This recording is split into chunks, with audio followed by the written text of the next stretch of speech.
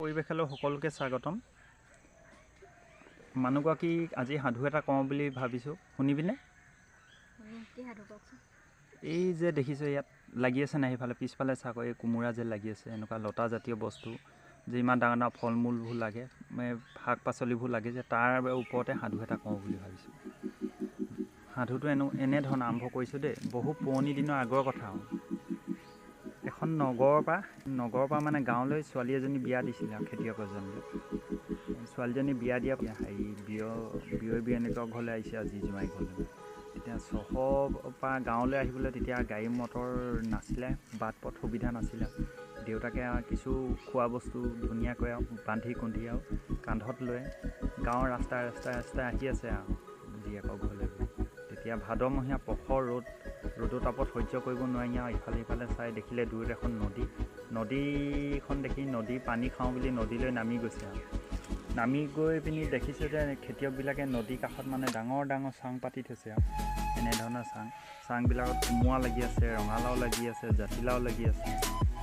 চহৰৰ মানুহজনে কেতিয়াও খেতি বাতি কৰি পোৱা নাই, মানে বজাৰৰ পৰা তেখেতে অকল কিনিহে খায় আৰু গাঁৱত যেতিয়া দেখিলে এনেকুৱা ৰঙালাও জাতিলাওবোৰ এনেকুৱা সৰু সৰু লতাবিলাকত ডাঙৰ ডাঙৰ ওলমি আছে, আচৰিত হৈছে আৰু আচৰিত হৈ আৰু সি ভাবিছে, বা ইমান ডাঙৰ ডাঙৰ বোলে পাচলিবিলাক কেনেকৈ বোলে গছত ডাঙৰ ডাঙৰ বৰগছ নিচিনা গছত নিদি বোলে এনেকুৱা লতা জাতীয় গছত লাগিছে।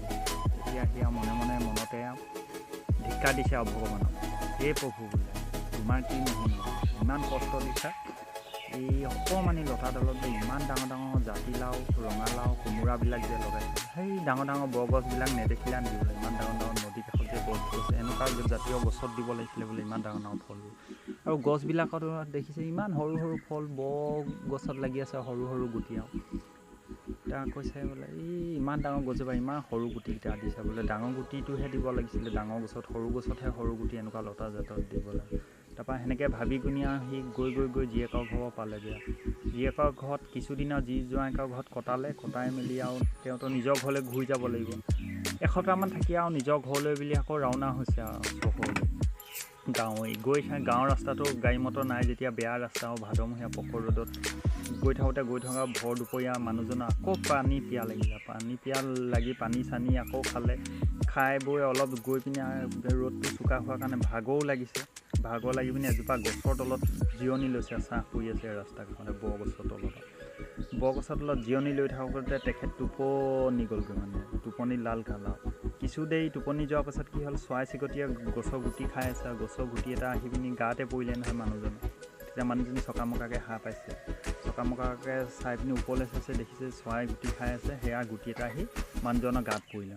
তেতিয়া মানুহজনে বুজি পাইছে যে ভগৱানে ঠিকেই সৃষ্টি কৰে, যদি সিদিনা দেখি অহা ডাঙৰ ডাঙৰ জাতিলাও, কোমোৰা, সেই লতা জাত নিদি যদি এনেকুৱা ডাঙৰ বৰগছজোপাত দিলে, সিটো আজি জীয়াই আছে, জিৰণি লৈছে তলত। সেই যদি কোমোৰা বা ৰঙালাওটো যদি তাৰ গাত পোৱা হ'লে সিটো থিতাতে মৃত্যু হ'ল দিন। তেতিয়া আৰু সি ভগৱানক বোলে প্ৰশংসা কৰিছে, ভগৱান বোলে আমাৰ মনুষ্যহে চিন্তাধাৰা বোলে বেয়া, শুদ্ধ নহয়। ভগৱানৰ চিন্তাধাৰা, প্ৰকৃতিৰ চিন্তাধাৰা ঠিকেই বোলে। সেই লতা জাতীয় গছত সেই কোমোৰাটো দি পিনি প্ৰকৃতিক অপূৰ্ব সৃষ্টিৰ লগতে বোলে মানৱ জাতি, জীৱ জন্তু, জীৱকুল উদ্ধাৰ কৰিলে। যদি এনেকুৱা গছৰ ডাঙৰ গছজোপাত দিয়া হ'লে ময়ো মৰিলোহেঁতেন, মোৰ দৰে ঠিক আৰু অন্য জীৱ জন্তু যদি গছৰ তললৈ আহে সেই ডাঙৰ ফলটো পৰি মৰিলে হয়। সেইদিনাখনে তেখেতে বুজি পাইছে, নিজৰ ভুল ধাৰণাটো ভাগিলে আৰু ভগৱানক প্ৰশংসা কৰি নিজৰ ঘৰলৈ বুলি ৰাওনা হ'ল। সাধুটো ইমানে, কেনেকুৱা লাগিলে?